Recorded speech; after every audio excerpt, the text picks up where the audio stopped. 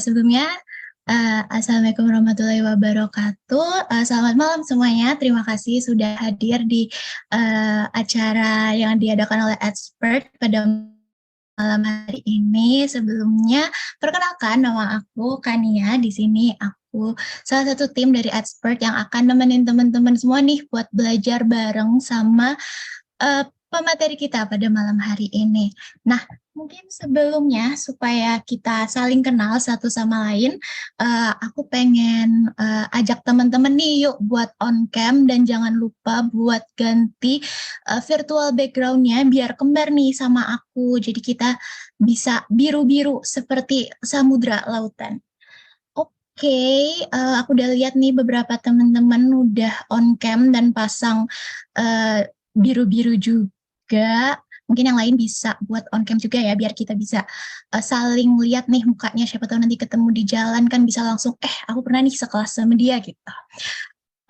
Oke, selain itu yuk mungkin teman-teman bisa juga kenalan di chat, bisa sebutin nama, asal, profesi, kesibukan saat ini. Kayak contohnya nih, aku Kania, asalku dari Jogja. Kesibukan aku sekarang aku masih mahasiswa sih Kak. Jadi ya kesibukanku adalah kuliah. Yuk teman-teman yang mau kenalan, boleh banget langsung ngomong di chatnya nih.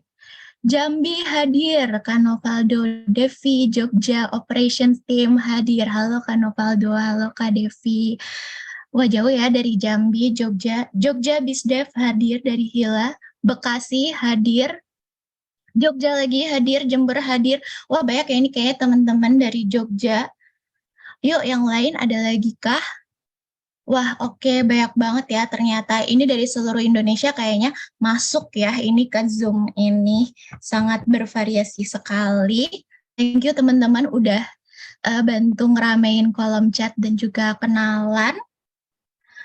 Mungkin selanjutnya aku akan menjelaskan nih tentang apa sih yang akan kita lakukan pada malam hari ini. Jadi, malam ini kita akan belajar nih gimana caranya menjadi firmware engineer dengan Arduino Framework. Nah, pemateri kita pada malam hari ini tuh sangat oke banget pokoknya, namanya Kak Muhammad Ali Toan. Nah, beliau ini sering dipanggil dengan Kak Altop.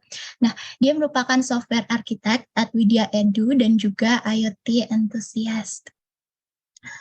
Nah, mungkin sebelum teman-teman masuk ke materi, supaya agak pemanasan dikit, bisa nih bantu aku buat isi gimana apa motivasi terbesarmu untuk ikut webinar malam ini. Bisa banget diisi, caranya gampang, tinggal buka di menti.com dan masukkan kode 11023065. Nah, tuh dari Kak Devi juga udah bantu share di kolom chat tentang menti.com yang bisa diisi teman-teman. Yuk diisi dan sharing-sharing nih ke kita-kita semua. Apa sih motivasi terbesar teman-teman untuk ikut webinar malam hari ini? Kita cek responnya ya. Udah ada apa aja? Aduh, masih kosong, sedih banget. Ayo teman-teman dibantu untuk meramaikan ini Mentimeternya dan tulis motivasi terbesar kalian untuk ikut webinar malam ini. Since kita kan bakal belajar bareng nih tentang Arduino, pasti kalian ada dong motivasi yang dipengenin nih. Langsung aja bisa ngomong ke menti.com.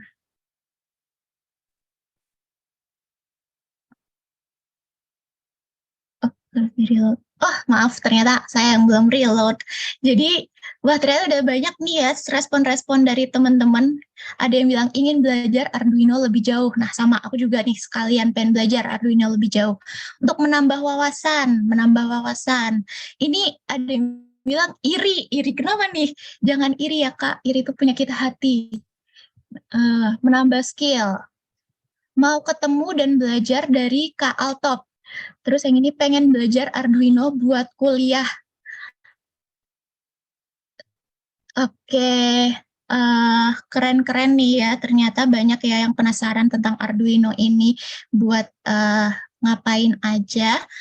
Oke, thank you teman udah membantu untuk menjawab di menti.com ini. Next, ini agak gaptek ya, maaf ya teman-teman. Jadi selanjutnya aku akan membacakan agenda kita pada malam hari ini. Nah, yang pertama kita akan opening and welcoming yang tadi sudah saya bantu untuk teman-teman masuk dan juga saya sambut. Lalu ada expert program overview, presentation session dari pemateri kita, dan Q&A. Dan gak lupa juga bakal foto bersama. Jadi biar teman-teman ada nih buktinya kalau pernah ikut webinar Arduino.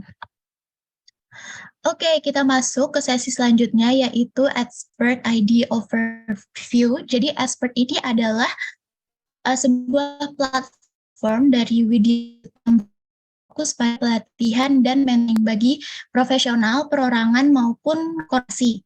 Tujuannya itu meningkatkan skill atau seperti teknologi informasi, program management, digital marketing maupun English and Scholarship Bootcamp. Next, mungkin kalau teman-teman ada yang mau kepoin Instagramnya Expert, boleh banget langsung mengunjungi di Instagram expert.id dan jangan lupa di follow, jangan cuma dikunjungin aja, kalau bisa post-postannya juga di like ya. Oke, oh ya dah. Untuk malam hari ini kita juga bakal ada Instagram challenge. Jadi buat teman-teman yang pengen nge-share keseruan di webinar ini di Instastory IG, boleh banget. Dan jangan lupa nih buat tag expert.id dan Kak Altopnya sendiri di @helloaltop. Siapa tahu bisa di repost kan sekalian panjat social. Bisa banget nih buat penaikan followers. Nah, nggak usah lama-lama lagi, kita lanjut aja untuk menyambut pembicara kita pada malam hari ini, yaitu Kak Muhammad Ali Topan atau yang biasa dipanggil dengan Kak Altop. Halo Kak Altop, apakah sudah di ruangan? Kak Cek. Altop. Halo Mbak Kania. Halo Kak Altop. Oke, ini ya teman-teman Kak Altop. Wah, kenapa nih Kak Altop kok maskeran dan bercosplay nih jadi ninja? Apakah sedang tidak sehat? Iya nih, maaf banget teman-teman, saya terpaksa harus nutup wajah dulu untuk malam hari ini. Tapi tetap open cam nih, saya usahakan buat open cam, cuman wajahnya lagi belum memungkinkan karena habis sakit. Jadi sekali lagi mohon maaf ya teman-teman. Tapi nggak apa, Oh my nanti God. tetap tetap kita nanti bisa berdiskusi itu aman-aman aja. Oke, semoga lekas sembuh ya Kak Altop. Nah, jadi pada malam hari ini Kak Altop dan teman-teman akan belajar nih tentang Arduino. Nah, nanti di saat Kak Altop sedang menjelaskan dan teman-teman misalkan mau bertanya, bisa langsung drop pertanyaan di kolom chat dengan format nama underscore pertanyaannya. Jadi bisa langsung pas Kak Altop lagi memaparkan materi, mau langsung nanya boleh, atau mungkin nanti di Q&A session juga boleh. Tapi untuk jawabannya akan dilakukan di Q&A session, begitu ya? Bagaimana Kak Altop, aman? Aman Mbak Kania. Oke, without further ado, kita langsung aja ke materi dari Kak Altop. Silahkan Kak Altop, the screen are yours. Oke, siap. Saya izin share screen ya. Boleh Kak.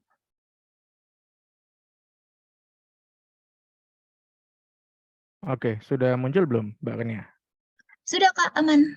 Sudah ya, oke, sip.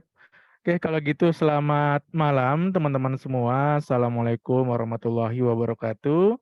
Terima kasih nih buat teman-teman semua yang sudah hadir di malam hari ini. Luar biasa, sudah malam, sudah mungkin ada yang udah pulang kerja, ada yang habis selesai sekolah, habis selesai kuliah yang harusnya waktu istirahat tapi dipakai buat belajar. Itu sesuatu yang luar biasa sekali teman-teman. Semoga malam hari ini kita semua bisa mengambil ini ya, hal-hal yang bermanfaat lah yang ada di materi yang akan saya bawakan pada malam hari ini. Sedikit mungkin izin memperkenalkan diri terlebih dahulu, teman-teman. Jadi nama saya seperti yang disampaikan oleh Mbak Kania tadi, nama saya Muhammad Ali Topan. Teman-teman bisa panggil saya Ali boleh, Topan boleh, atau Altop juga boleh. Untuk pengalaman kerja sendiri memang mungkin dari tahun 2014 itu memang udah terjun di dunia elektronik. Sejak kuliah udah mulai tertarik dengan ngutak-ngatik ya hardware, kemudian masuk ke software dan lain-lain. Kemudian mulai kerja di agriculture, megang di bidang IoT. Itu kurang lebih sekitar 4 tahunan. Kemudian selain bekerja di agriculture, saya juga sebagai mentor ya di beberapa tempat. Ada di SDW Labs, ada di Google Developer, di Android, ada di Goto sebagai backend, dan ada di Expert juga di sini. Kita sebagai mentor untuk bootcamp Arduino nanti. Nanti siapa tahu dari teman-teman ada yang tertarik, kita ketemu lagi di bootcamp. Nah itu sekilas dari saya teman-teman. Buat teman-teman juga yang pengen connect lebih dekat, silahkan bisa ini ya, kita follow-followan di sosial media. Saya ada di IG di @helloaltop. Nah teman-teman bisa follow nanti, insya Allah saya follow balik. Gitu. Nah malam hari ini teman-teman sebenarnya nggak terlalu ini kok nggak terlalu teknis banget. Kita lebih ke general aja tentang Arduino aja sih, tentang pengalaman saya dulu sebagai firmware engineer itu seperti apa, tahapan-tahapan belajarnya atau roadmap-nya dulu saya belajar apa aja, sehingga bisa menjadi seorang firmware engineer di perusahaan, gitu. Paling nanti saya juga share ngapain aja sih waktu saya kerja dulu, ngutak-ngatik apa, ngodingnya pakai apa, dan lain-lain. Nah, nanti buat teman-teman yang pengen bertanya langsung aja ya. Itu udah di-share juga sama Kak Devi di kolom chat. Nanti bisa tulis nama sama pertanyaan. Apapun teman-teman, nanti apapun yang misal teman-teman bingungin, baik itu terkait materi, ataupun terkait di luar materi juga boleh sebenarnya. Misal teman-teman di kerjaan ada kendala gitu. Nah, itu boleh ditanyain aja. Atau di kampus ada project tapi bingung. Nah, misal mau tanya di sini juga boleh gitu. Oke ya, teman-teman, langsung aja. Materi malam hari ini nggak banyak-banyak kok. Jadi kita nanti akan lebih banyak berdiskusinya. Saya pengennya gitu. Oke, pertanyaan pertama sebelum kita mulai. Kenapa sih teman-teman milihnya Arduino? Kan banyak ya sebenarnya board lain, nggak cuma Arduino. Ada board Wemos, ada ESP, ESP8266, ESP32, ada apalagi ada STM32, ada Raspberry Pi. Nah, saya pengen tahu nih teman-teman, kenapa teman-teman dulu pas pertama kali itu beli Arduino? Apakah karena harganya? Coba deh, bisa ditulis saja di kolom chat. Saya pengen tahu teman-teman dulu tertarik pengen belajar Arduino itu karena apa? Karena penasaran tok, karena mungkin di kuliahan diwajibin beli gitu kan. Kalau saya dulu gitu, jadi memang di praktikumnya ada tulisannya dengan Arduino. Oh, berarti ya mau nggak mau pakainya Arduino. Gitu. Nih ya, oh banyak nih. Karena tugas kuliah. Oke. Karena di perkuliahan menggunakan Arduino, tuntutan kampus. Karena ketemu pertamanya Arduino dan kapasitasnya lumayan gede. Oke. Lebih simpel untuk penggunaan, setuju. Karena banyak tutorialnya, betul sekali. Mata kuliah, oh iya. Sekarang udah pakai Arduino ya kebanyakan. Harga murah, nah, setuju. Karena memiliki pin digital dan analog. Oke, tugas kampus. Dulu harga murah dan simple. Sekarang Sekarang juga sih, yang KW ya, yang KW murah. Dulu pernah nugas pakai Arduino, pengen buat produk Pak. Oke. Lebih mudah untuk skripsi. Oke. Kalau PLC kemahalan. Banyak tutorialnya open source. Oh, open source. Banyak developernya jadi lebih mudah sharing. Library banyak. Oke, mantap. Oke, mantap. Banyak nih yang jawab simple. Iya, oke, betul. Banyak yang simple ya. Betul, setuju sekali teman-teman. Jadi, kenapa sih kita banyak ini ya, engineer sekarang ya, hardware engineer sekarang lebih memilih Arduino, lebih masuk ke dalam framework Arduino lebih tepatnya. Kita menggunakan ekosistemnya Arduino. Kayak inilah, kayak kayak Apple gitu ya. Orang-orang banyak masuk ke ekosistemnya Apple tuh kenapa sih? Kenapa pakai produk-produk Apple tuh kenapa? Nah, gitu. Nah, sama, Arduino tuh punya keunggulan tersendiri ya. Makanya walaupun sebenarnya simple aja produknya, tapi entah kenapa penggunanya banyak banget di dunia. Bahkan yang terbanyak lah ya, bisa dibilang. Saya juga sama teman-teman, ketika belajar pertama kali itu karena ternyata mudah banget gitu. Saya waktu itu masih maba, tiba-tiba disuruh ngoding sebuah board yang bingung aku, ini apa gitu. Oh ternyata gampang banget, tinggal dicolok doang gitu, colok doang, terus ngoding beberapa baris dulu. Pertama kali pasti ngodingnya serial print gitu kan, serial print hello world. Ternyata berhasil. Terus ngoding nyalain lampu, matikan lampu, oh ternyata berhasil, gampang banget. Nah itu kesan pertamanya itu, gampang banget. Yang kedua, open source, betul. Tadi ada yang jawab open source ya. Cuman yang dimaksud dengan open source itu apa sih? Kenapa Arduino disebut open source gitu teman-teman? Em, karena ini sih, karena dari yang punya Arduino itu memang eh, mengizinin, eh, mengizinkan kita semua untuk menduplikatnya, jadi bebas. Jadi makanya ada Arduino clone ya, ada Arduino clone di pasaran, itu nggak apa-apa sebenarnya dipakai, nggak haram kok. Nah cuman ya mungkin ada sedikit bedanya, kualitasnya mungkin ya, tapi secara fungsionalitas tetap sama. Open source baik sisi hardware-nya maupun dari sisi software-nya.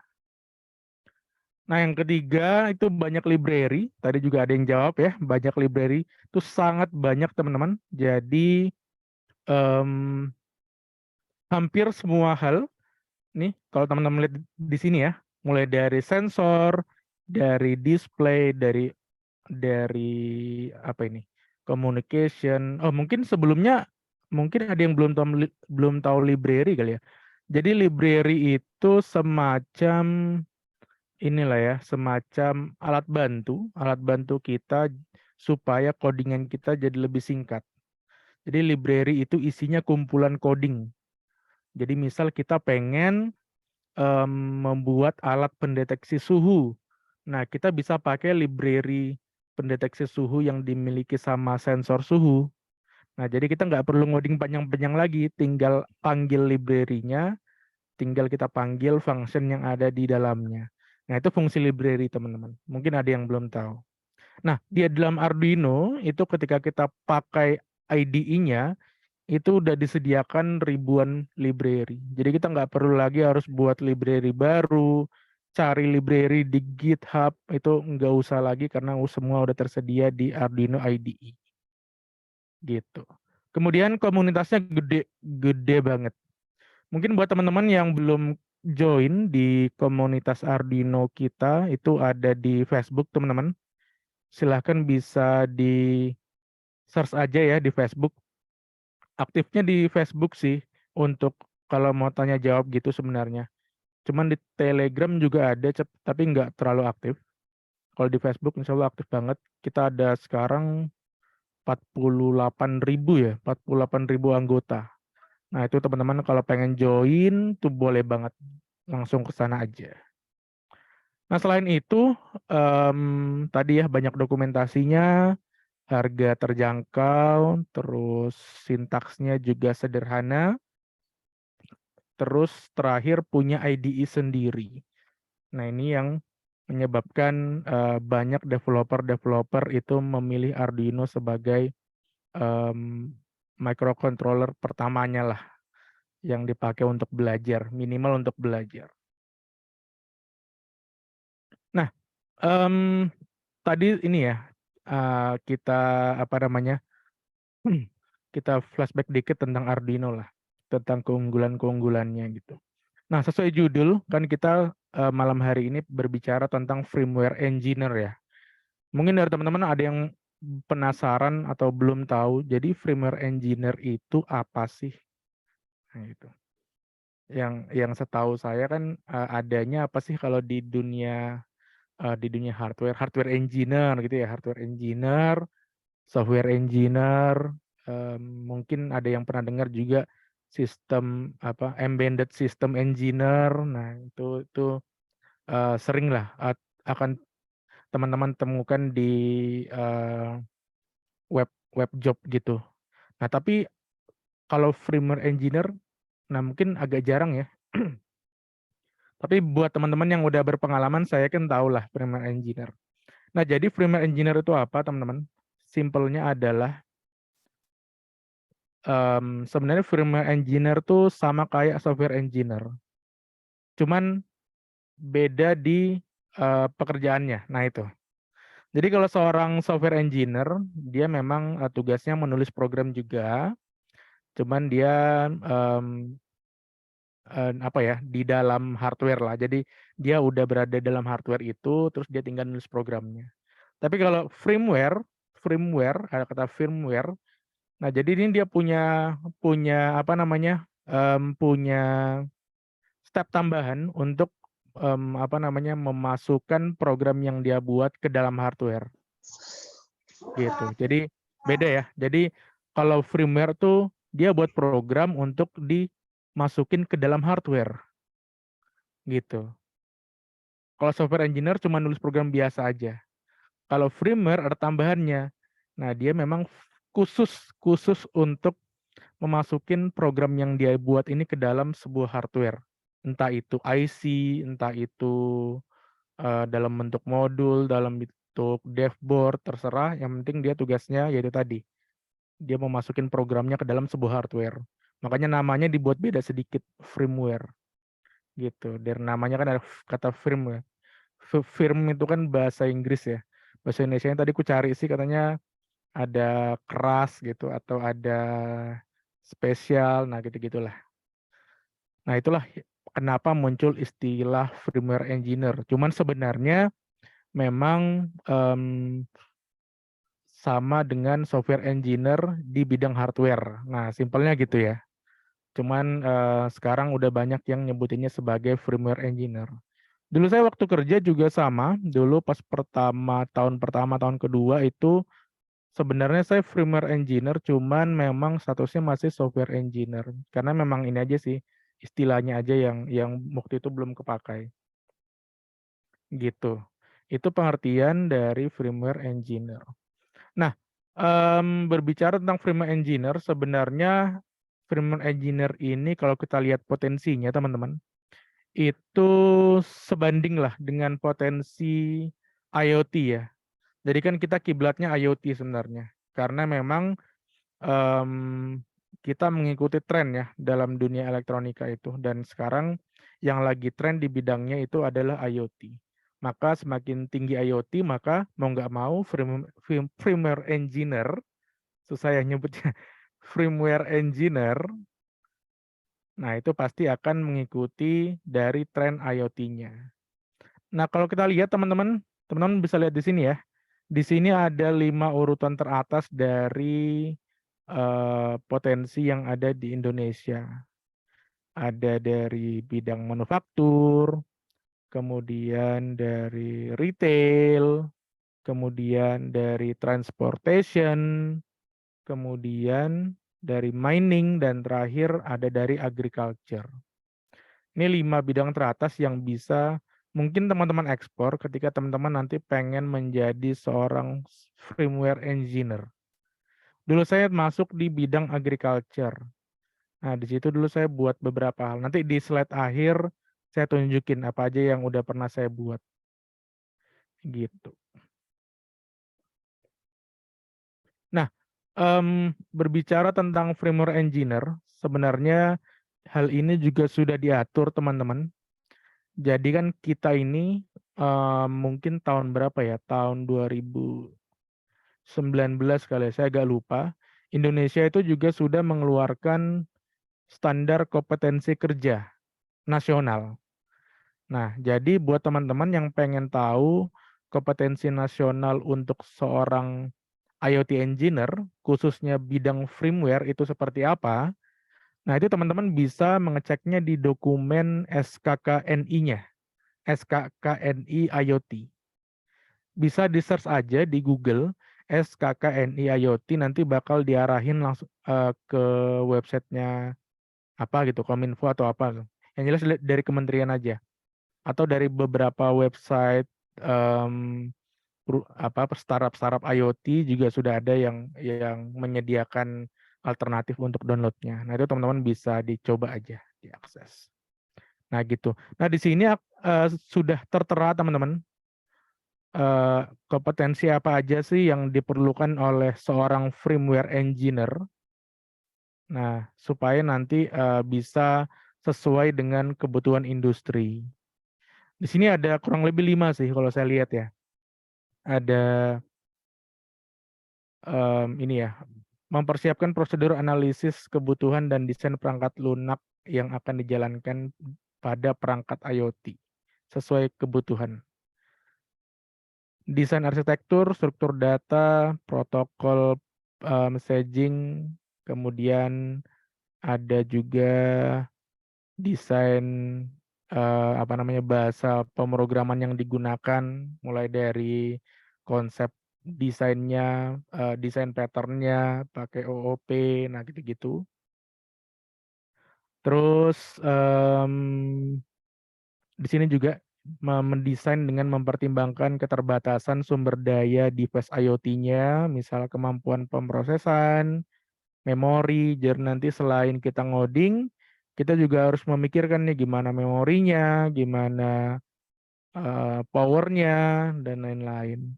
Terakhir, rekomendasi teknologi pengembangan firmware yang disarankan merupakan teknologi yang didukung baik official maupun unofficial oleh vendor komponen hardware yang digunakan di dalam perangkat IoT. Intinya di poin 3 sih ya teman-teman.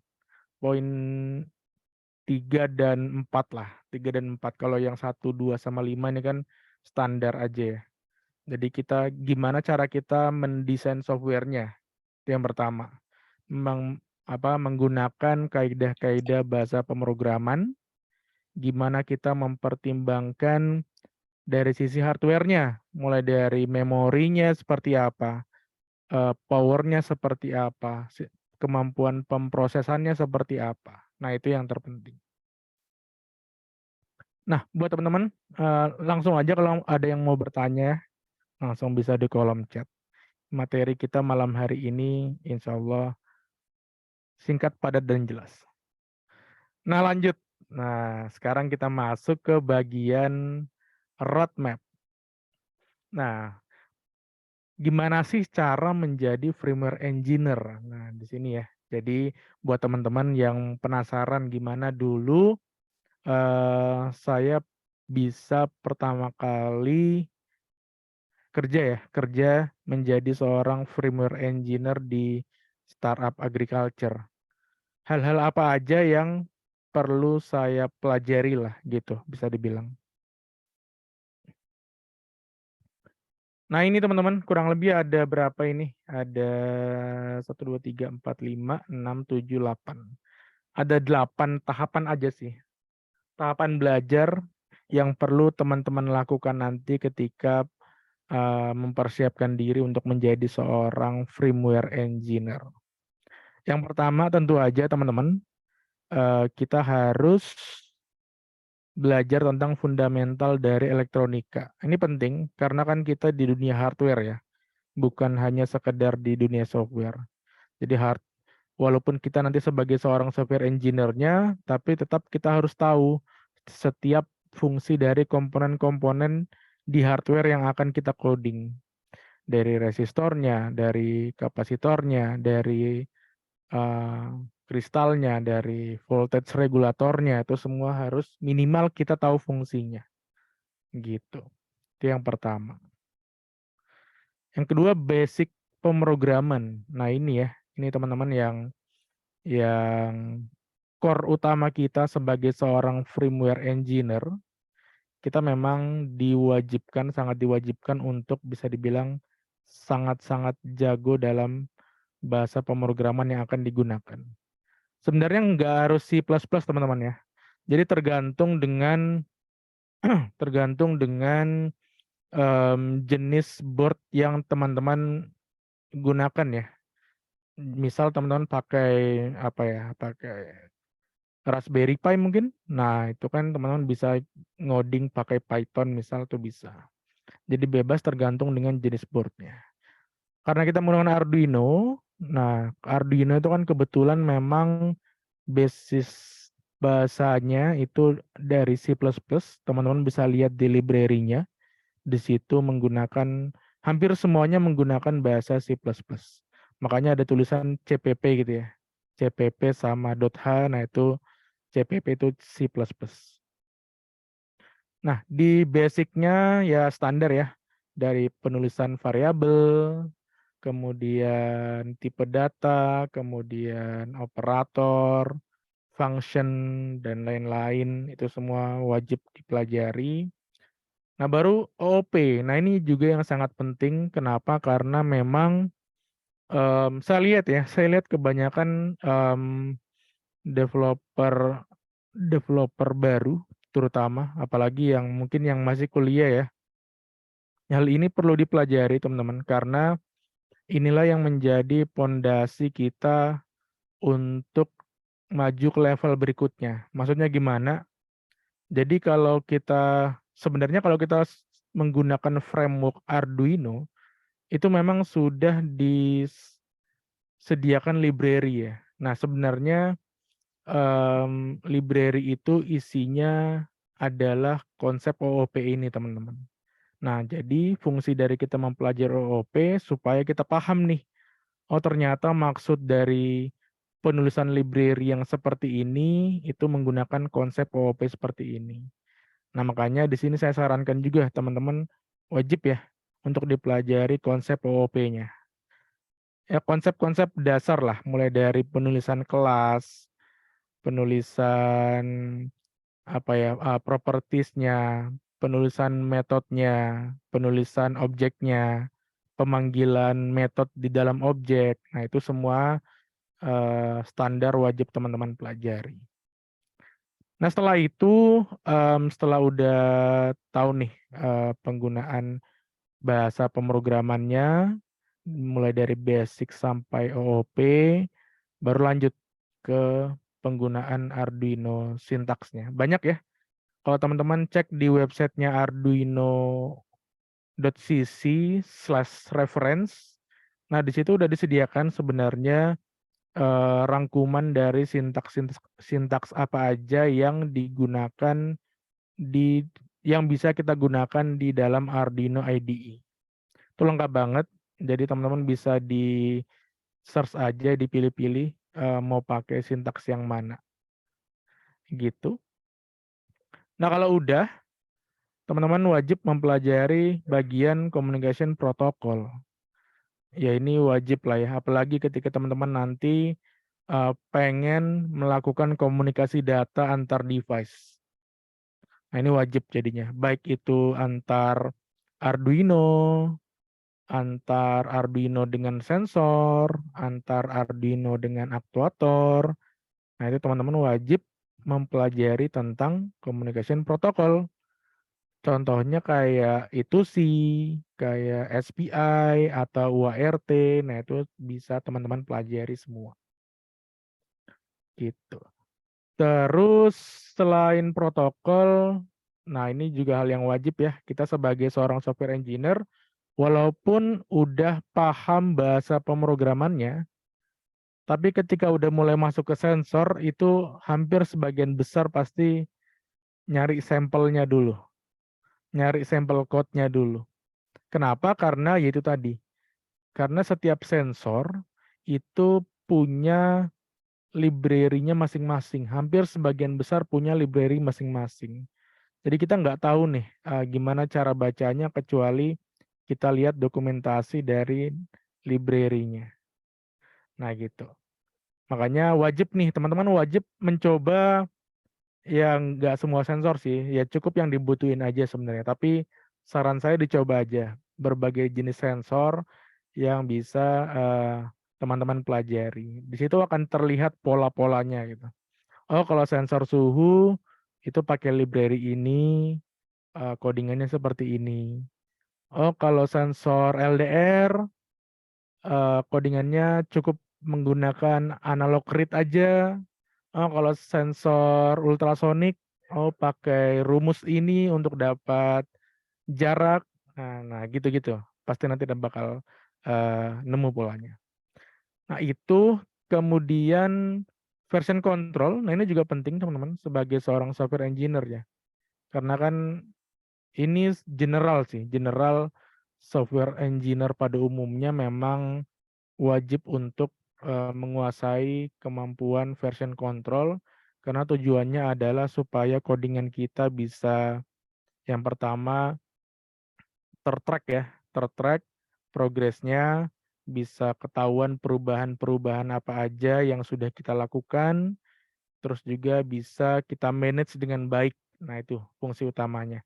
Bisa kita simpan di online repo, kemudian bisa kita manage version-versionnya. Dan juga nanti ketika teman-teman nanti bekerja dengan tim gitu ya, misal di dalam satu timnya ada 5 orang, ada 3 software engineer, ada 2 hardware engineer. Nah, nanti bisa saling berkolaborasi melalui version control ini. Gitu. Nah, terakhir. Nah, ini yang saya bilang terakhir ya. Makanya singkat ya teman-teman ya. Jadi saya pengen nanti teman-teman sebelum masuk yang slide terakhir ini, itu silakan nanti ditulis aja pertanyaan-pertanyaannya di kolom chat. Nanti habis ini akan saya baca langsung semua pertanyaannya. Nanti saya harap kita bisa berdiskusi panjang di bagian diskusi. Nah, terakhir ini yang sangat penting ya. Jadi memang setelah kita belajar yang banyak tadi,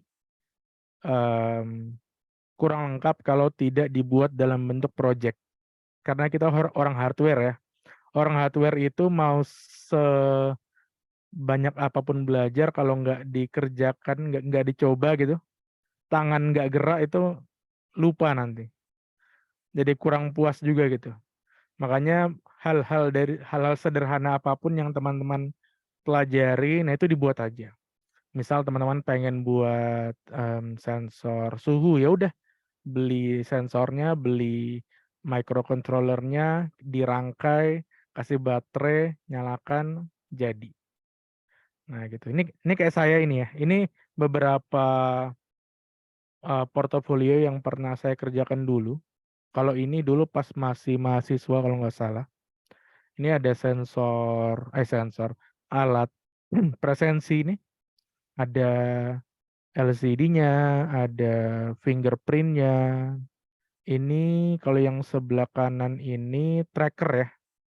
Ini tracker motor dulu. Dulu ikut lomba, terus kita buat ide untuk membuat tracker motor. Nah, jadi di situ saya pasangin pakai board apa dulu ya? ESP32 kalau nggak salah dulu. Bukan ding, pakai Arduino tapi pakai Shield GSM. Jadi nanti ngirimnya via internet langsung. Tak pasang GPS sama pasang sensor magnetik. Nah, gitu. Terus di sini ada kalau yang di tengah yang ada orangnya itu saya, teman-teman. Itu tahun berapa ya, udah lama. Itu di lab dulu saya buat alat juga untuk lab buat pengukur suhu di dalam ruangan lab. Kalau yang gambar sapi itu menarik itu dulu. Itu dulu lagi uji coba untuk mengukur berat badan sapi berdasarkan lingkar badannya.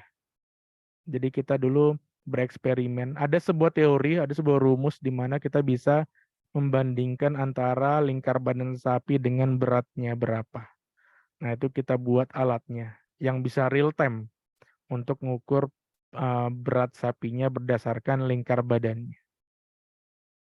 Setelah portofolio sederhana, baru nanti teman-teman masuk ke bagian real project. Nah, gitu ya. Jadi di bagian sini saya udah mulai masuk ke perusahaan. Ada beberapa perusahaan yang mulai saya pasangin alat, baik itu alat untuk memonitoring lingkungan, alat untuk nge-track kendaraan, alat untuk memonitoring cuaca. Nah, itu mulai tuh nanti mulai apa ya, terasa bedanya antara pembuatan prototipe dengan pembuatan alat-alat untuk real industry, gitu. Kalau yang di sebelah kiri bawah ini, itu yang di Lampung kalau nggak salah. Dulu saya diminta untuk buat ini, yang saya pegang ini kecil ya, itu tracker itu. Itu bukan tracker, ini alat untuk ngukur kondisi tanah.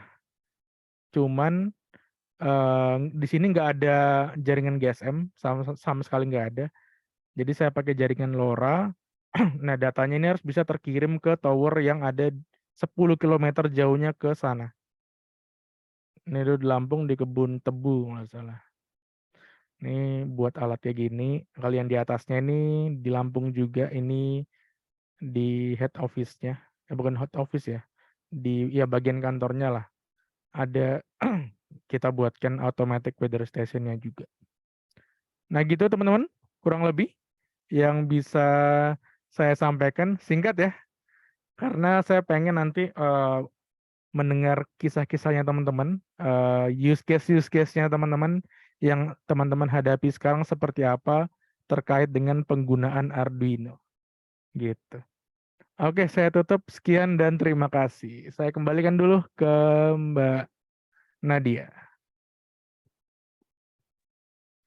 Oke, thank you so much Kak Altop atas materinya, sangat insightful sekali, khususnya bagi aku yang super gak tahu apa-apa tentang Arduino, tapi if I have to take conclusion, aku bisa dapat banyak banget dari Mas Altop tadi, mulai dari kenapa sih harus pilih Arduino dan apa sih penjelasan dari firmware engineer sendiri, dan aku super tertarik banget tadi tentang, ada tadi Mas Altop bilang kalau potensi firmware engineer di Indonesia tuh kayak udah gede banget, dan tadi aku penasaran dan aku coba cek kalau ternyata value dari IoT di Indonesia itu diharapkan bisa mencapai 30 miliar USD atau sama dengan 444 IDR million di 2022, which mean itu gede banget. Jadi super keren sih buat aku yang newbie ini. Oke. Nah, mungkin buat teman-teman nih yang mau belajar lebih lanjut lagi tentang Arduino dan mungkin bisa jadi sekeren Mas Altop, bisa banget nih ikut intensif bootcamp menjadi hardware engineer dengan Arduino. Jadi di Widya Edu, khususnya di Expert, kita menyediakan bootcamp di mana ada 8 sesi intensif dalam 1 bulan. Nah, untuk pelaksanaan kelasnya ini bakal dilaksanakan awal Desember banget, yaitu tanggal 7 Desember setiap Rabu dan Kamis jam 7:30 sampai 9:30. Jadi emang malam ya Kak, jadi nggak akan sih ngeganggu kuliah atau kerja. Dan tentu saja ini bakal via Zoom, jadi super fleksibel nih buat kakak-kakaknya yang mau ikutan. Fasilitasnya ada apa aja? Jadi di bootcamp kita menyediakan yang pertama sertifikat resmi dari Expert by Widya Edu kalau kakak udah pernah ikut bootcamp menjadi hardware engineer ini.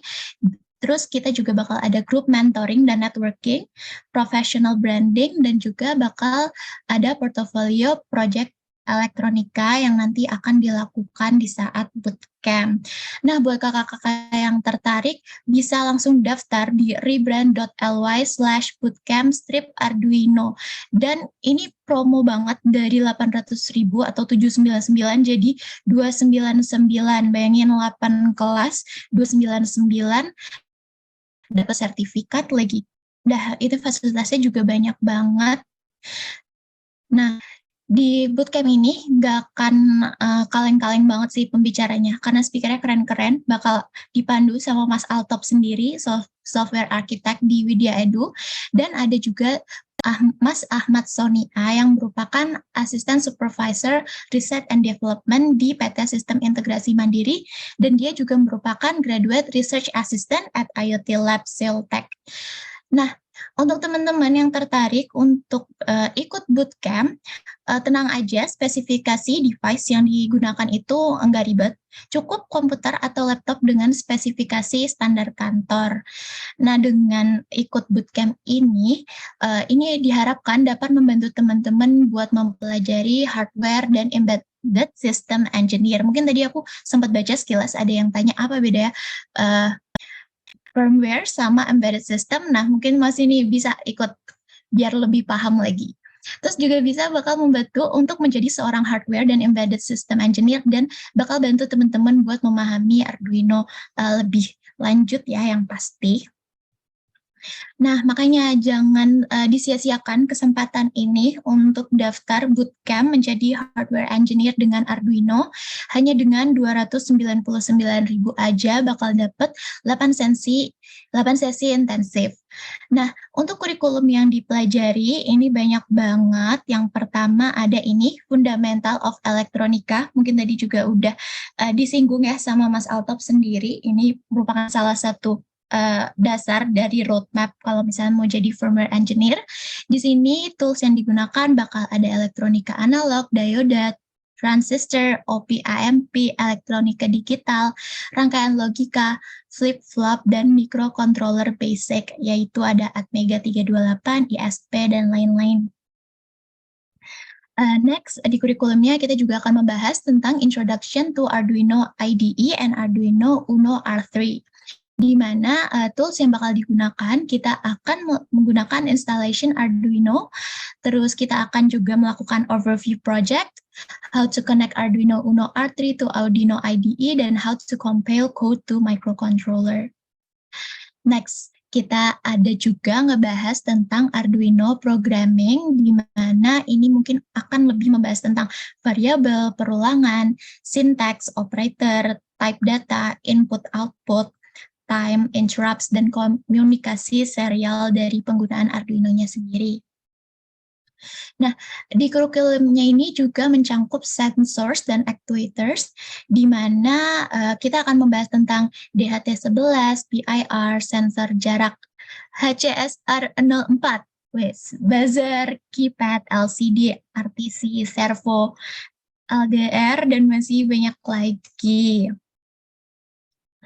Nah, selain dapat materi, kita juga nanti bakal bareng-bareng ada project-nya juga, jadi teman-teman bakal ngerasain real life experience dari penggunaan Arduino-nya sendiri. Nanti kita akan coba bikin jam digital, smart security, kalkulator, atau mungkin malah smart building. Keren banget nggak sih? Nah, ini ada beberapa frequently asked questions dari teman-teman yang biasanya super tertarik dengan bootcamp kita. Tenang aja, buat teman-teman yang masih takut-takut dan mungkin masih awal-awal nih di Arduino, itu bisa banget buat join bootcamp ini, karena di bootcamp ini kita akan belajar dari materi-materi dasar.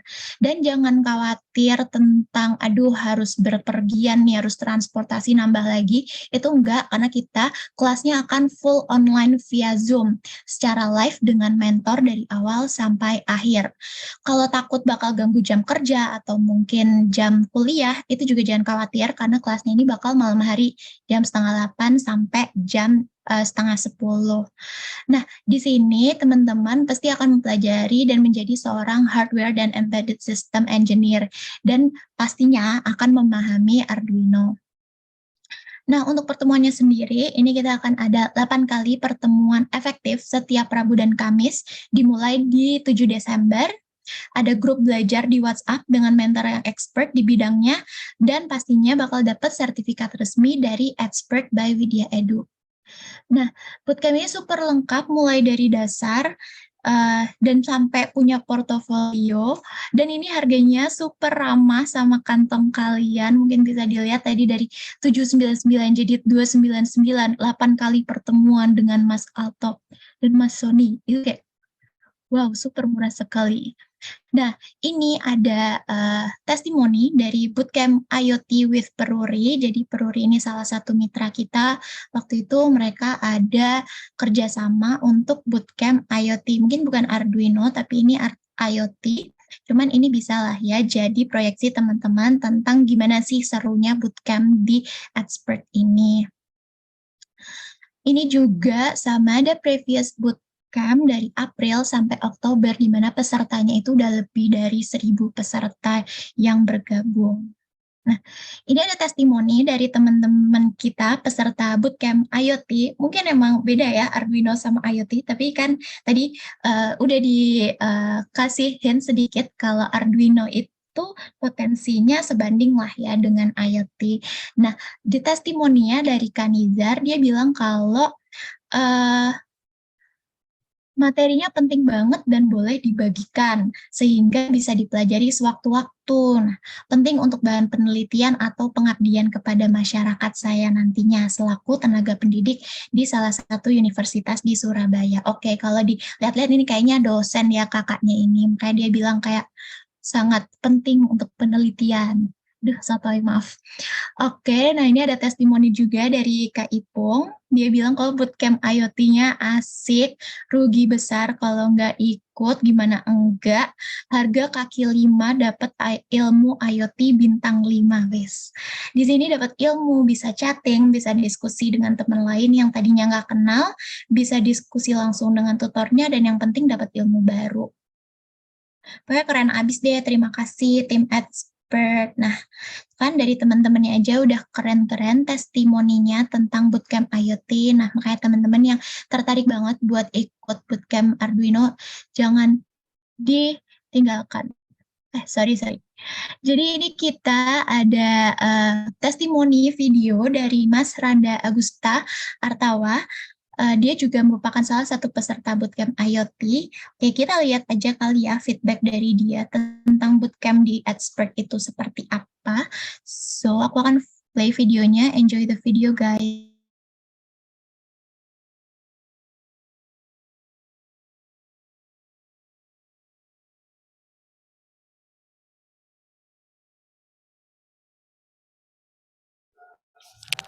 Kak, nggak ada suaranya.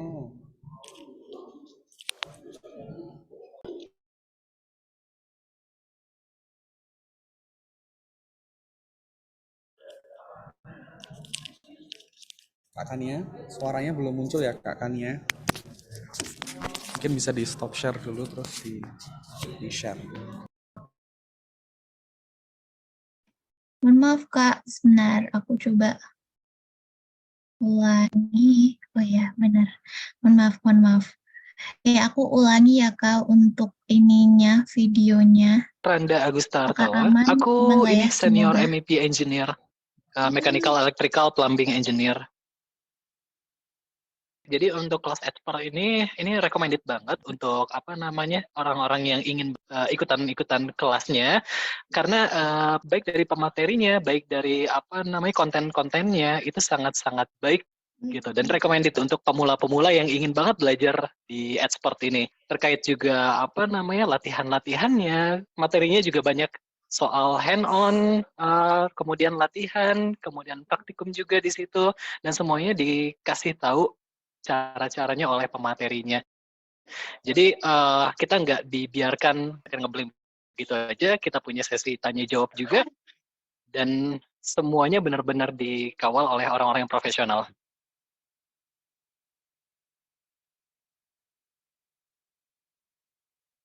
Oke, itu tadi testimoni dari Kak Randa.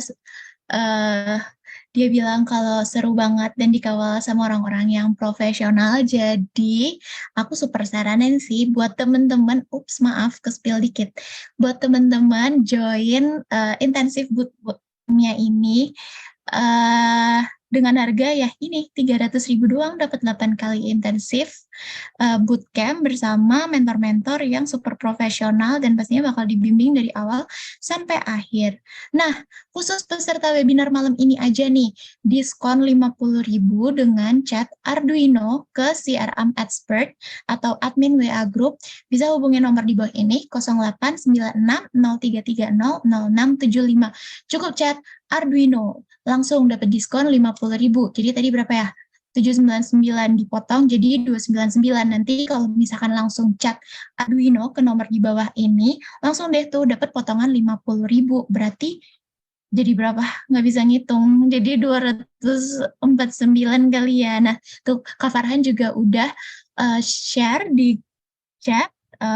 Bisa langsung aja tuh diklik wa.me-nya, langsung chat Arduino, itu langsung dapat diskon 50.000 buat bootcamp Arduino yang nanti bakal dilaksanain tanggal 7 Desember. Nah, mungkin itu dari aku. Jadi buat teman-teman, jangan lupa yang tertarik untuk belajar Arduino lebih lanjut, nanti akan ada Mas Altop juga dan ada Mas Sony yang bakal mendampingi teman-teman untuk belajar gimana jadi hardware engineer. Bakal ada 8 sesi intensif setiap Rabu dan Kamis pukul 7:30 sampai 9:30. Dan ini via Zoom mulai 7 Desember. Ini ada kurikulum-kurikulum yang akan dipelajari yang tentunya bakal berguna banget buat teman-teman yang memang mau memfokuskan karirnya sebagai hardware engineer. Oke, jangan lupa ya teman-teman, apalagi buat yang datang pada malam hari ini cukup chat Arduino, nanti dapat potongan lagi tuh 50.000 ya, 299 dikurangi 50. Oke, bisa dihitung sendiri karena saya tidak bisa berhitung. Nah, oke, lanjut kita ke Q&A session. Jadi tadi udah banyak banget nih yang nanya, kayaknya super kepo ya sama jawaban-jawabannya dari Mas Altop. Halo Mas Altop, aku sapa dulu, apakah Mas Altop sudah siap nih untuk menjawab pertanyaan teman-teman? Halo Mbak Kania, siap, ready nih. Oke, mungkin Mas Altop mau pilih pertanyaannya sendiri kah atau kita urut aja nih Kak dari yang paling atas? Oh, boleh dari saya aja nih. Saya juga lagi baca-baca Oke, ini.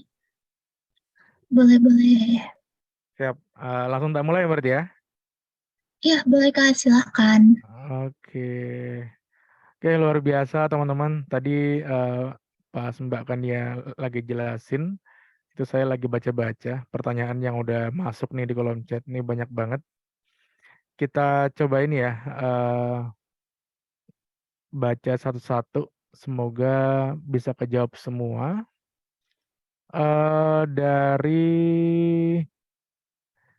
Kalau yang pertanyaan non teknis nanti saya ini ya, teman-teman tak arahin ke panitia ya.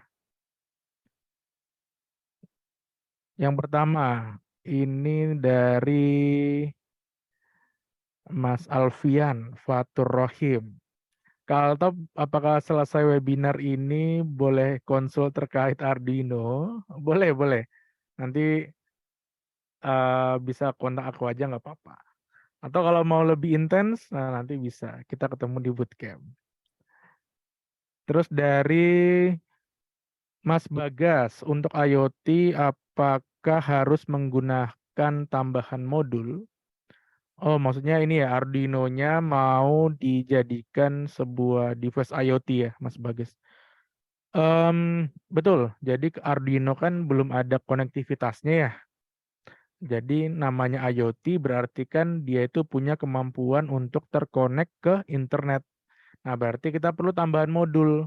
Macam-macam, Mas Bagas bisa menggunakan sesuai dengan konektivitas yang diinginkan. Misal pengen GSM, oh berarti pakai modul GSM.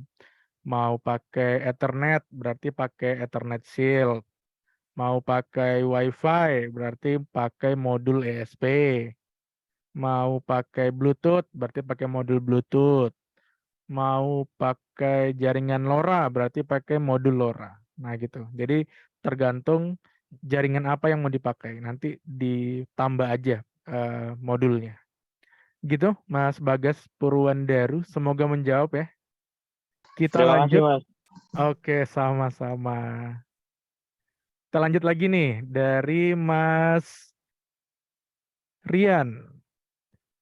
Apakah untuk menjadi seorang firmware engineer atau IoT engineer itu memerlukan pemahaman rangkaian elektronika yang tinggi? Wah, ini menarik ya. Rangkaian elektronika yang tinggi. Rangkaian elektronika. Nah, ini. Kalau teman-teman nanti punya job desk untuk mendesain rangkaiannya, rangkaian hardware-nya, nah itu wajib. Jadi teman-teman nanti yang assembly mulai dari ngedesain PCB, mulai dari ngerancang penempatan komponennya di mana aja. Nah, itu teman-teman memang wajib punya ini pemahaman tentang rangkaian elektronika. Tapi kalau sebagai firmware engineer, sebagai software engineer, sebagai IoT engineer itu nggak wajib. Nah, gitu. Jadi karena teman-teman kan tugasnya nanti untuk memfungsikan hardware-nya kan.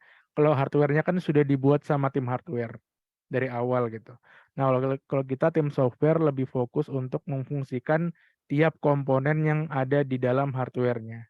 Lebih ke situnya. Gitu. Jadi nggak tinggi-tinggi banget juga nggak apa-apa sih pemahaman. Tapi kalau paham tinggi banget, boleh banget. Gitu Mas Rian, semoga menjawab. Kita lanjut lagi. Oh ini tadi ini ya, apakah firmware engineer sama embedded engineer itu sama?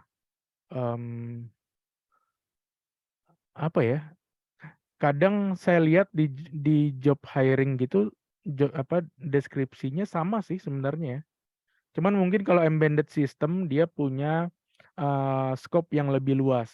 Jadi kan sistem yang namanya sistem, jadi full sistemnya dia yang pegang dari ujung ke ujung lah gitu. Tapi kalau firmware kan mungkin lebih spesifik bagian ngoding softwarenya toh. Nah mungkin gitu ya.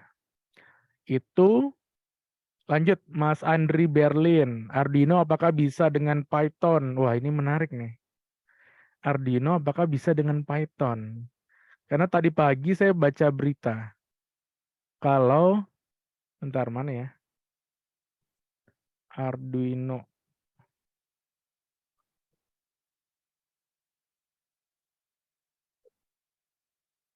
Kalau nggak salah tuh, nah ini. Oh, mungkin aku izin share screen ya.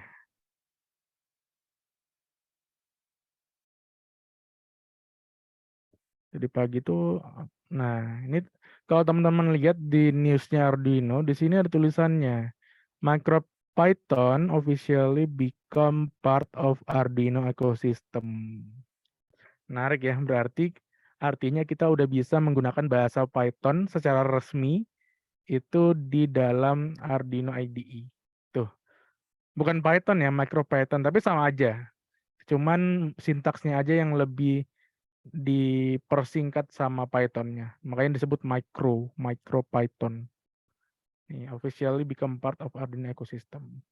Berarti bisa nih bahasa Python ya.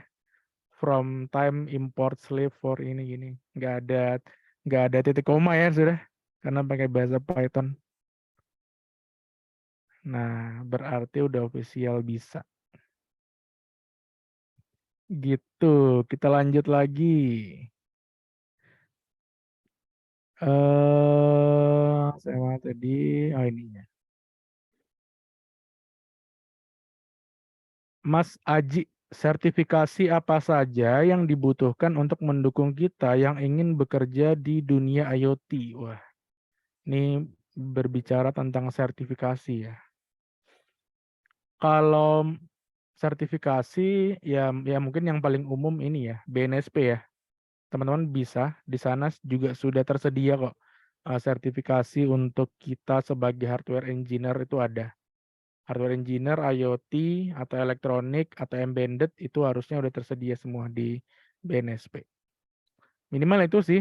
Cuman kalau yang lain Mmm, saya belum tahu yang memang benar-benar diakui sama semua perusahaan ya. Semua perusahaan ketika hiring terus lihat dapat sertifikasi itu, nah saya belum ada. Tapi kalau alat, nah baru. Kalau alat hardware gitu, hardware terus hardware misal kita pengen jual hardware kita ini yang udah kita buat. Nah itu ada sertifikasinya juga. Nah kalau itu baru, banyak lab-lab yang menyediakan untuk uji sertifikasi, gitu. Nanti deh saya tunjukin ini ya, lab-lab mana aja yang bisa kita jadikan untuk sertifikasi. Gitu Mas Aji, semoga menjawab terkait sertifikasi yang bisa diambil ya di dunia IoT atau firmware engineer. Lanjut, dari Mas Budi untuk Arduino Uno, oh ini udah tadi ya, bisa menggunakan Python.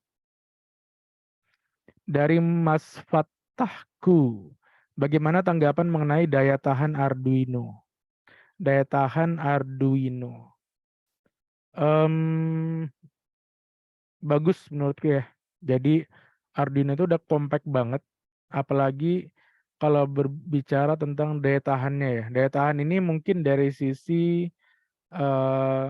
ketahanan dia ya, ketahanan hardware ini dinyalakan misal dalam suhu tertentu, dalam kondisi ruangan tertentu, apakah langsung tiba-tiba ngedrop gitu ya, ngedrop atau konslet. Nah itu menurutku Arduino itu udah cukup bagus untuk daya tahannya.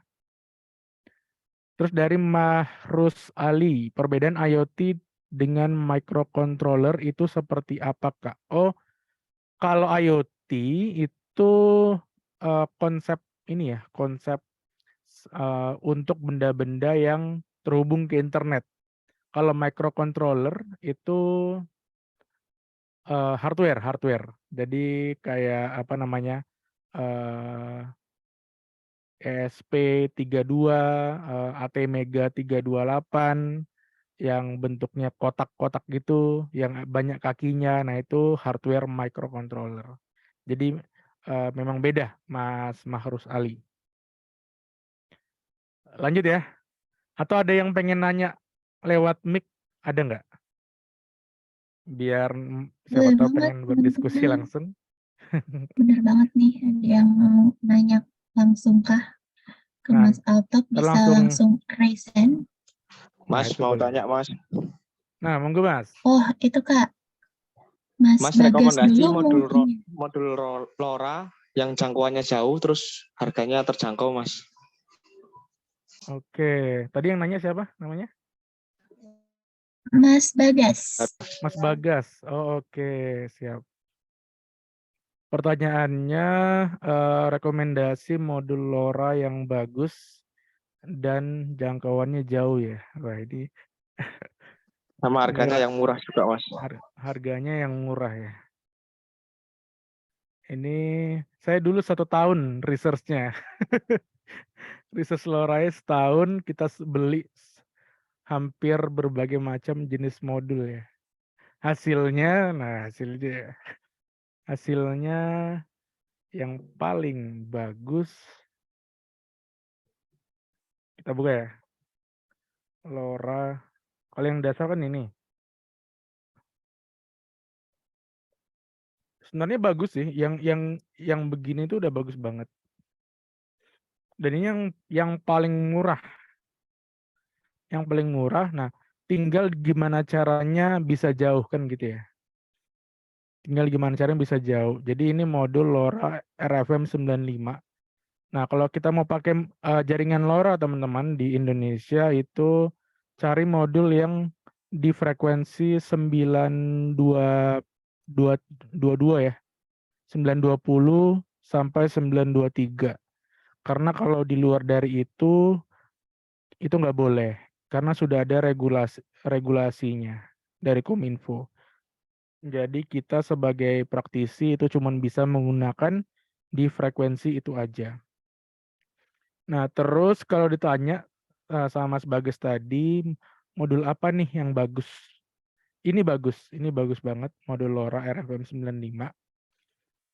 Cuman kalau jauhnya itu standar aja sebenarnya. Standar kalau di kota biasa itu sekitar 3 kilo tuh dapat. Nah, tinggal dimodif di antenanya aja Mas Bagas. Jadi nanti cari aja antena yang banyak ya antena LoRa itu jenis-jenisnya. Yang gainnya tinggi, yang SRF-nya 1. Nah, kalau yang standar kan antena LoRa kan sejari aja ya. Nah, dulu saya di Jakarta ngetes supaya bisa 10 kilo, itu pakai yang gini. Nih, yang gede, yang bisa ukurannya setangan. Nah, gini ya. Ini gede. Ya walaupun memang ada regulasi lagi nanti, kena regulasi. Tapi kalau mau jauh-jauhan dulu, nah itu antenanya itu sangat-sangat berpengaruh. Kalau modulnya sebenarnya nggak terlalu berpengaruh karena memang kita cuman bisa hampir sebagian besar kita pakainya yang ini aja. Sebenarnya ada tipe lain sih yang bisa Mas Bagus pakai. Tapi saya lupa nama modulnya apa ya. Malah ini sih. Modul LoRa. Nah, ada yang dia bentuknya gini, tapi warnanya kuning. Saya lupa ada. Kalau ini frekuensinya kan segini ya, 433. Nah, kalau yang 915 itu warnanya kuning. Nah, saya pakai yang ini, itu kemarin dari Bantul dari pantai itu sampai Merapi. Itu mungkin sekitar berapa ya, 15-20 kilometer. Itu bisa. Cuman memang kumodif di antenanya, ku pakai yang gede. Terus library LoRa-nya kumodif juga dikit supaya batasan powernya bisa ditambah dikit lagi tuh bisa. Nah gitu kurang lebih Mas Bagas yang bisa tak kasih ya. Cuman kalau yang kayak gini ini agak mahal sih. Kalau yang aslinya ya, yang S915 ya. Kalau ini kayaknya murah sih. Gitu. Tapi kalau mau untuk uji coba pakai yang RFM 95 biasa itu udah cukup bagus. Gitu kurang lebih Mas Bagas ya. Semoga menjawab lah terkait penggunaan modul LoRa. Tapi buat Terima teman-teman kasih, yang Mas. oke, siap sama-sama. Tapi mungkin buat teman-teman yang belum tahu ya, apa itu modul LoRa ya. Jadi modul LoRa itu semacam jaringan radio. Jadi kayak jaringan radio pada umumnya ada di frekuensi tertentu gitu kan. Kalau HP kita kan itu pakai di frekuensi 915 misal gitu. Atau kalau Telkomsel pakai 925. Nah gitu, sama. Kalau ini pakai jaringan khusus yang bisa kita pasang di alat kita sendiri. Gitu. Gitu. Kita lanjut dulu ya di chat lagi nih. Saya pengen baca. Kebetulan Kak Alto ini udah ada yang raise hand, mungkin bisa ada. yang raise hand. Ya, ada 2 nih Kak, keburu pegel kasihan. Mungkin bisa Kak Rustam Effendi dulu. Nah, boleh. Yang dari tadi nih, kasihan, kram bener. Silakan Kak Rustam. Baik. Suara saya terdengar ya? Terdengar. Ya.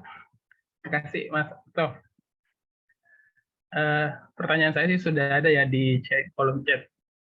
Jadi kalau ditanya tentang Arduino saya baru banget ya kenalnya dan memang penasaran.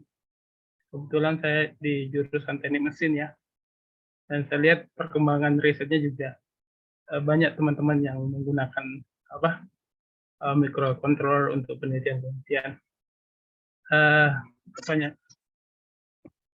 Pertanyaan saya itu ke rancang bangun terkait data logger thermocouple dengan Max sensor Max 6675.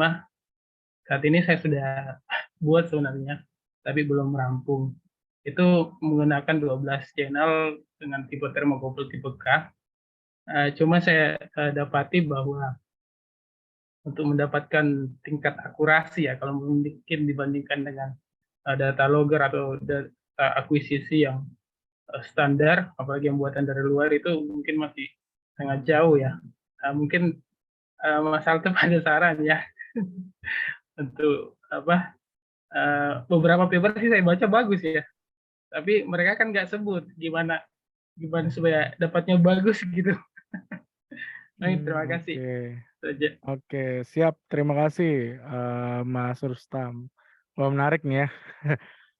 Membuat data logger thermocouple tipe K sensor max. Nah, ini kita lihat gambarnya dulu nih, biar yang lain tahu ya.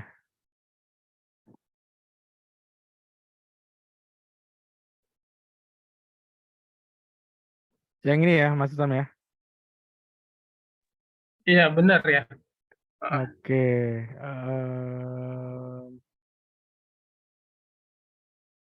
Cari yang jelas ya.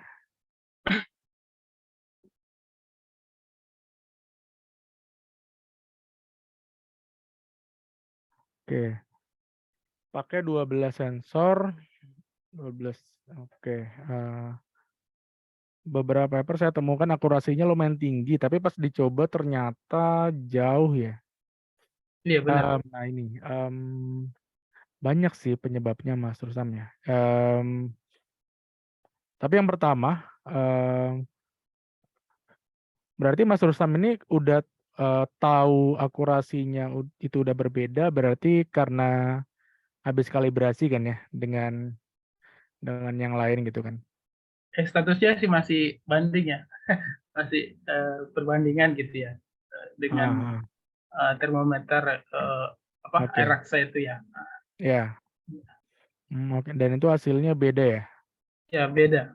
Oh, oke. Ada beberapa penyebab ya. Yang pertama mungkin dimulai dari ini ya. Dimulai dari wiring. Itu sangat mempengaruhi Mas Rustam. Jadi terutama di kabel ya. Jadi kan penghubung antara sensor dengan Arduino itu kan ada kabelnya nih, kabelnya.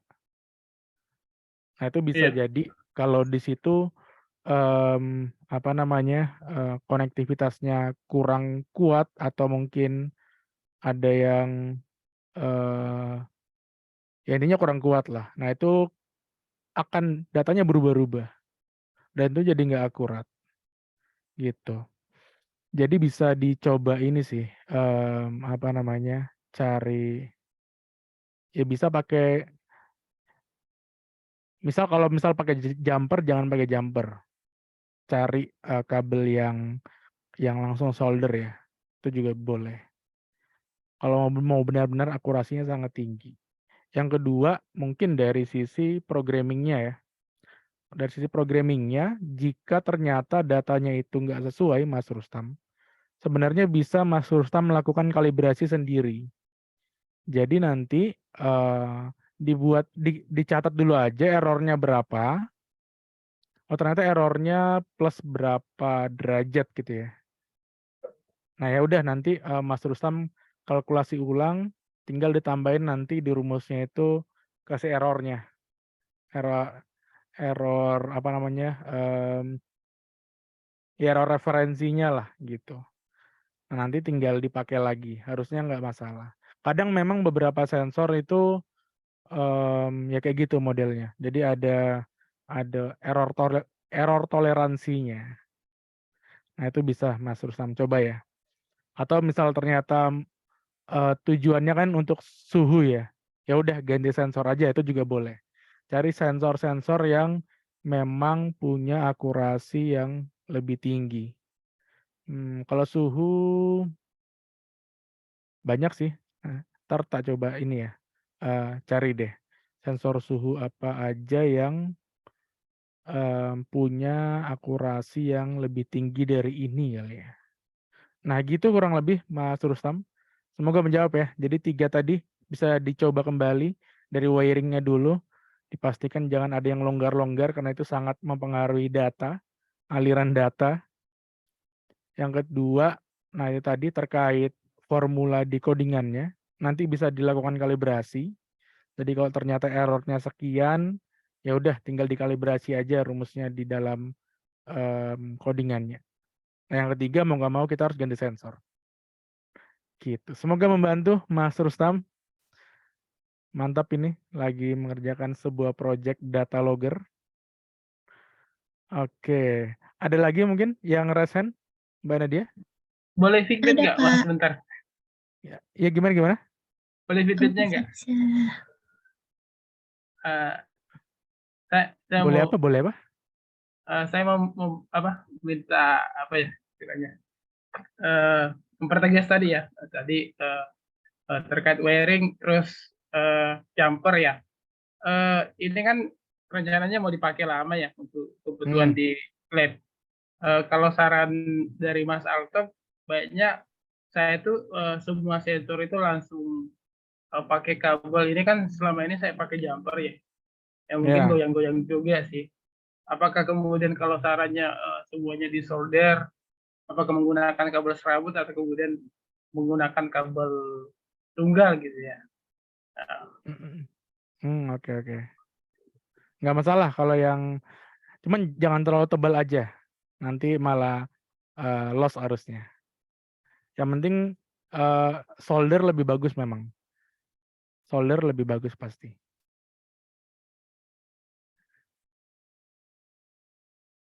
Itu Mas. Cukup. Terima kasih Mas. Ada lagi? Cukup. Oke, siap. Semoga berhasil lah. Ya. Oke, monggo Mbak Nadia lanjut. Oke Kak, tadi ada yang raise hand tapi sepertinya sudah tidak ada. Mungkin bisa Kak Altep lanjut sekitar 1-2 pertanyaan lagi dari kolom chat. Oh, 2 pertanyaan lagi. Aduh. Saya. Ya, 1 boleh juga deh Kak. Kayaknya sudah Oke. agak malam ya. Masih 17 pesan baru ini aku baca. Oke, saya tak pilih-pilih ya teman-teman ya. Yang mungkin bisa mewakili pertanyaan teman-teman yang lain. Boleh.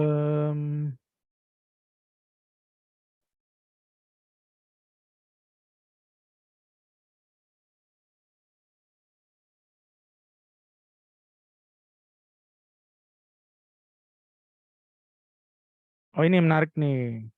Dari ini ya, Mas Fatur, Sari UNJ. Izin bertanya Mas, bagaimana cara menyesuaikan ketika kita menggunakan board microcontroller seperti kapan menggunakan Arduino Uno, Arduino Nano, atau Arduino Mega? Oke, ini menarik ya. Karena memang Arduino tuh punya banyak banget board ya. Jadi kita juga bingung pakai yang mana ya, beli yang mana gitu ya. Mau beli Arduino Uno aja, atau mau beli sekalian Arduino Mega, atau mau beli yang mending Nano gitu, yang kecil aja. Nah, itu tergantung kebutuhannya Mas Fatur ya. Jadi kan pembeda utamanya sebenarnya itu terlihat dari pin out-nya. Nah, jadi kebutuhan Mas Fatur ini seberapa banyak? Kalau misal untuk 1-2 sensor doang atau 3 sensor, nah itu sebenarnya nano tuh udah cukup banget. Bahkan dengan kelebihannya ukurannya jadi jauh lebih kecil. Tapi kalau ternyata butuh 20-30 sensor, nah mau nggak mau kita harus beli yang mega. Karena mega itu bisa sampai 30-an gitu ya, 30, 40 tuh ada tuh pinnya. Nah, jadi tergantung kebutuhannya nanti ya, bisa disesuaikan dengan jumlah peripheral yang terkonek ke dalam microcontrollernya. Gitu. Semoga menjawab Mas Fatur. Satu lagi,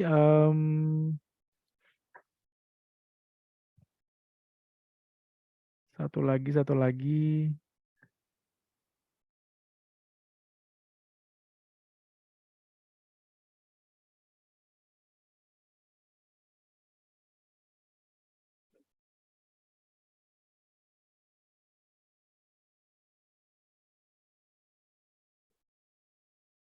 Oh, ini dari Mas Rizky Sabrian. Yang pertanyaan 1 aja ya. Pertanyaan 2 ini bootcamp nanti dijawab aja sama Mbak Kania. Saya seorang coder biasa. Kalau untuk project web dan mobile app, saya tahu konsepnya. Tapi kalau Arduino ini kan tidak selalu connect internet. Bagaimana konsepnya? Wah, menarik ya. Konsep Arduino yang terkonek gitu ya, maksudnya ya, Mas Rizky ya. Sama. Sebenarnya baik itu kita connect dari mobile, kita connect dari web, kita connect dari hardware, itu sebenarnya protokolnya sama. Kita pakai HTTP juga kebanyakan. Kecuali kalau di hardware tuh memang direkomendasikan kita pakai protokol MQTT.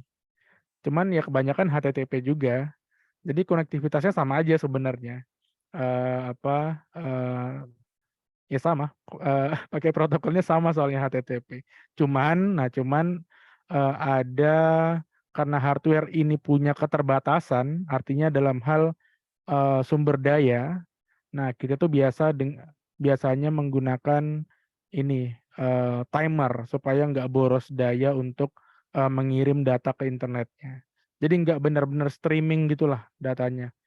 Nah, jadi kalau HTTP ya udah kita buat timer, kita ngirim data, kalau udah ngirim data kita slip lagi alatnya, kalau habis kita slip lagi mau ngirim lagi, nyalakan lagi, terus di slip lagi kayak gitu. Tapi kalau secara konsep konsep konektivitasnya itu sama aja, karena protokolnya sama. Gitu ya, Mas Rizky. Semoga membantu. Ada lagi nggak ya pertanyaan? Wah, sepertinya sudah tidak bisa Sudah ya? nih, Mas Altop. Karena Oh waktunya iya, sudah jelas ya. mepet nih ya, sudah jam 9. Jadi buat teman-teman, mohon maaf sebelumnya kalau misalkan ada pertanyaannya yang belum dijawab atau masih mau konsultasi-konsultasi lagi. Nah, maka dari itu nih, buat teman-teman yang misalkan masih mau konsultasi-konsultasi lagi atau sekiranya kayak, aduh aku masih butuh belajar lagi. Nah, bisa banget ikut bootcamp. Nah, untuk malam ini aja nih, jangan lupa diskon 50.000. Cukup ngomong ke admin si RAM kita, Arduino, nanti langsung dapat diskon 50.000. Nah, setelah kita belajar bareng tadi sama Mas Altop, aku boleh nggak ya nih Mas Altop minta closing statement dari Mas Altop, sepatah dua patah kata aja. Mungkin bisa dipikirkan dulu untuk closing statement-nya. Nanti I'll be right back to you untuk menagih closing statement-nya. Dan sebelumnya aku mau mengingatkan buat teman-teman untuk jangan lupa mengisi presensi dengan nama yang sesuai ya, dan alamat email yang sesuai juga, karena nantinya akan dicantumkan ke sertifikat. Jadi jangan lupa diisi ya teman-teman presensinya kalau misalkan mau dapat sertifikat. Oke, itu sama Kak Hila juga udah dikasih link untuk presensinya, jadi bisa langsung diklik aja bit.ly-nya, dan jangan lupa tuliskan nama dengan benar dan juga alamat email karena akan dicantumkan di sertifikat. Oke, Mas Altop, apakah sudah siap dengan closing statement-nya? Sudah. Oke, kita dengarkan terlebih dahulu closing statement dari Mas Altop, silakan. Oke, ini bukan closing statement sih ya. Mungkin ini aja teman-teman. Jadi kesimpulan kita di malam hari ini teman-teman. Jadi Arduino itu bisa dibilang akan menjadi salah satu tren yang akan datang teman-teman. Arduino ini semacam Apple lah ya. Akan menjadi sebuah ekosistem baru di dalam dunia elektronika yang ada. Jadi saya pengen teman-teman nanti bisa selalu update dengan perkembangan yang dikeluarkan sama si Arduino ini. Gitu teman-teman. Itu aja sih. Karena Arduino ini sangat menarik ya. Kalau kita eksplor lebih jauh, mereka selalu update dengan gebrakan-gebrakan baru. Bahkan yang terakhir tadi ada MicroPython, ada juga PLC, mereka barusan buat PLC sendiri untuk Arduino. Jadi ini adalah salah satu merek yang bagus banget lah buat teman-teman update informasinya. Itu aja dari saya Mbak Kania. Terima kasih. Thank you Mas Altop atas sekapur sirihnya. Bener kan ya sekapur sirih kalau nggak salah? Oke, terima kasih Mas Altop dan teman-teman semua. Semoga ilmu yang dikasih Mas Altop tadi bisa menambahkan insight baru buat teman-teman yang mungkin emang mau meritis karir jadi firmware engineer atau hardware engineer. Nah, sebelum kita tutup sesi pada malam hari ini, boleh dong kasih reaction buat Mas Altop nih yang udah ngebela-belain sakit-sakit tapi tetap bisa ngajarin kita semua. Di sini ada tepuk tangan gak sih? Reaction tepuk tangan. Yeay, clapping our hands buat Mas Altop. Thank you so much Mas Altop. Dan sebelumnya, ayo kita foto dulu nih supaya teman-teman punya foto sama Mas Altop. Walaupun Mas Altop kayak ninja nggak apa-apa. Yang penting ada namanya Altop gitu kan. Tutup foto Mas Altop. Yuk, jadi buat teman-teman yang mau foto bisa on cam. Aku tunggu sampai 10 detik lah ya, jangan lama-lama. Yuk, on cam. Kita foto dulu. Mungkin yang bantu SS, oke, ada Mbak Devi yang bakal bantu SS. Udah nih, musuh segini aja yang on cam. Jarang-jarang lo bisa foto sama Mas Altop. Aku aja kalau mau bisa foto terus sama Mas Altop, aku foto terus sih, kayak 4 kali biar bisa di grade gitu kalau di Instagram. Karena kok cuman sekali kan suka aneh, jadi biar 4. Oke, mungkin yang lain udah terkendala jaringan atau mungkin yang lain sedang sibuk. Oke, kita foto ya sama Mas Altop. Kita keluarkan senyum dan gaya terbaik kita. Mbak Devi bisa tolong di SS ya. Aku hitung semuanya. 1, 2, 3. Sekali lagi. 1, 2, 3. Yay! Thank you so much teman-teman yang udah mau foto bareng. Dan makasih juga buat Mas Altop yang udah memberikan pengetahuan dan sharing knowledge-nya buat malam hari ini. Jujur super insightful banget. Semoga cepat sembuh dari sakitnya dan bisa beraktivitas seperti biasa lagi. Dan jangan lupa buat teman-teman yang mau ikut bootcamp Arduino, bisa langsung chat ke admin CRM kita Arduino. Okay, that's all for tonight. Thank you so much for joining today's session. Goodbye everyone. Have a nice day yang sebentar lagi akan berakhir.